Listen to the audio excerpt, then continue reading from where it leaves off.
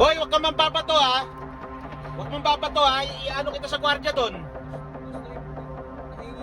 Ito na nga, binigyan ka na nga ng 12. Oh, binigyan ka na nga ng 12, ayaw mo pa? Oh. Rico. Gago, labasin mo nga. Palisin mo. Doon ka na. Boy, baka may kasama yan. Gagi, mga adik talaga. Rugby boy. Pa lang yun. Malakas yung damay. Diyan. Kuya, dos lang to. Bakit? Makakarating to kaya hindi nga ngayon. Piso na. Buti nga, binigyan ka pa eh. Sa dalawang lalaki na mapit sa amin dito kanina. Binigyan namin ng biscuit. Yung mga naman mo, magkano binibigay eh. Ano? Oy, boy.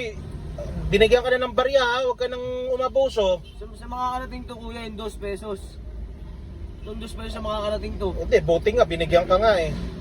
Yung iba nga nagmamalmos ka kuya eh, para mang makatulong. Magkano binibigay, tapos sa inyo, 2 lang. Sarado mo na yan, Jake. Sarado mo na yan. Mga mo na yan. Uy, ibasag mo. Laban. Grabe ka naman, nangiga pa, mag-ano ka pa. Yan yung dos nyo.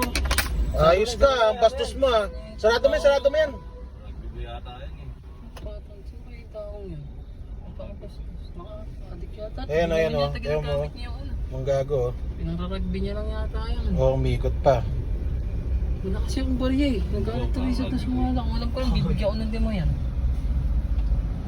Uy. Mababat to. Gagi, mambabato. Makita mo yung hawak para ano. Ayun oh. Oh. Rugby bo yata yun eh. Mahirap yan. Baka may kasama yan na iba. Hindi kaya mapano tayo dito. Alis na kaya tayo kuya. Tayo.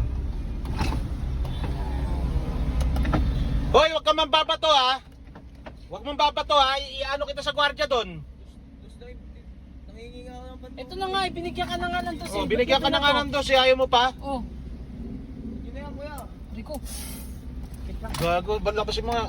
Palisin mo. Doon ka na. Boy, baka may kasama yan. Rugby bo yan. Gagi, mga adik talaga. Rugby boy. Pa lang yun. Malakas yung damay.